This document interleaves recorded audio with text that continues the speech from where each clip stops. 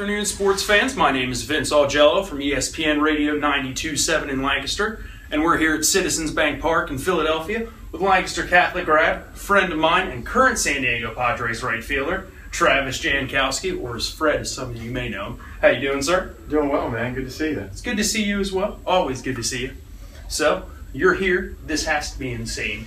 College World Series, Cape Cod League, minor league all-star game, and now the show here with the Padres. What is this all like? Surreal, man. In one word, surreal. It's been a crazy couple of months, a crazy year, and hopefully it keeps getting better and better. We can all hope that. So, I mean, it's got to be crazy. Every day you're out there with all-stars like Melvin Upton, Justin Upton, Matt Kemp, and James Shields. What's that like, just playing alongside those guys?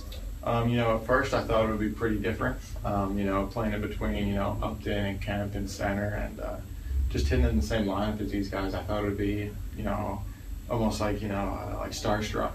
But the first day I walked into the locker room, they came up and greeted me and gave me a handshake and congratulated me. So ever since then, it's just been, they're just normal guys, and it's great that we're all playing the game that we love. Very cool. So you said those guys are helping you along the way. What have they done so far in your first week here to help you along? So every day I talk with Melvin and the other outfielders and just ask them about the park and stuff like that, if there's anything I should know about the outfield wall or the grass. Just talking about opposing pitchers and stuff like that. What's their out pitch, what do they do when they're ahead, what do they do when they're behind in the count. And just pick their brains about, everything both on and off the field. So let's go back last week to St. Louis. You get your major league debut hit off of one of my favorite pitchers, John Lackey. You see that ball go back up through center field over second base. What was that like? It was just a weight off my shoulder. I'd be lying if I said I wasn't nervous. So, that first at bat, I was just trying to, not strike out really. Put the ball in play and hopefully let my speed take it from there. And first pitch was up, and I worked it to a 1-0 count. And the next one was a pitch I could handle and just pulled my hands in and put a good swing on it and shot up the middle. And just grooved it. 2 for 4 in your first game with an RBI. You're only the second Padre ever to do that. You know who the first is? I do. Tony Gwynn. How does it feel to be mentioned in the same breath as the Hall of Famer?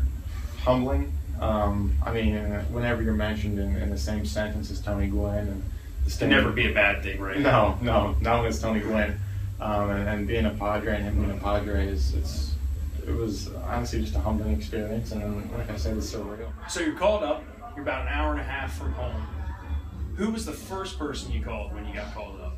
First person was my mom. Well, of course.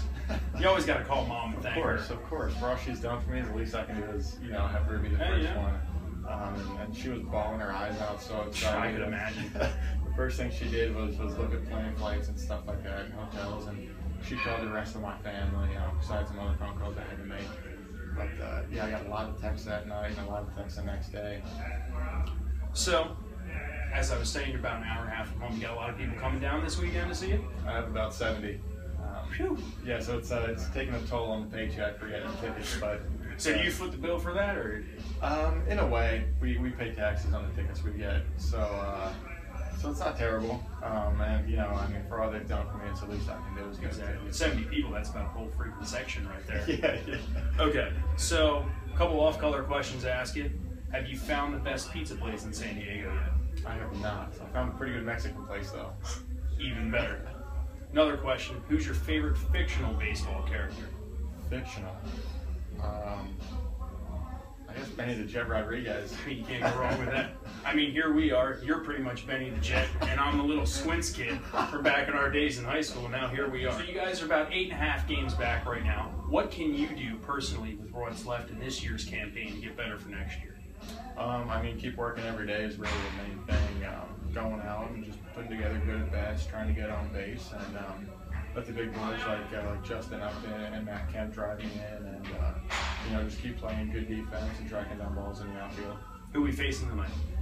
We got Aaron Nola. Okay, LSU grad. Yeah, I did face him in the Super Regional with the College World Series run. A little bit of experience gives you maybe an advantage, you think? I think he got a little bit better since then. Probably you got a little better since then too as well. So yeah, there might be a little past history going on here, but it should be fun to face him again. And I'm not sure if he remembers me, but I definitely remember him. So today's the 28th of August. I'd say probably 5 years ago, we were standing on a football field, sweating our butts off. You're a pretty good high school football player. What made you choose baseball? My size. I talked with my high school baseball coach, and he said, listen, man, you're about 170 pounds right now, and if you're going up against a 250-pound linebacker, you're not going to survive. Your odds aren't very good. No, and I think I'd have too many hospital visits, so pursued a career in baseball, and it paid off. Here in Philadelphia, my name is Vince Algello for ESPN Radio 92.7. Back to you guys.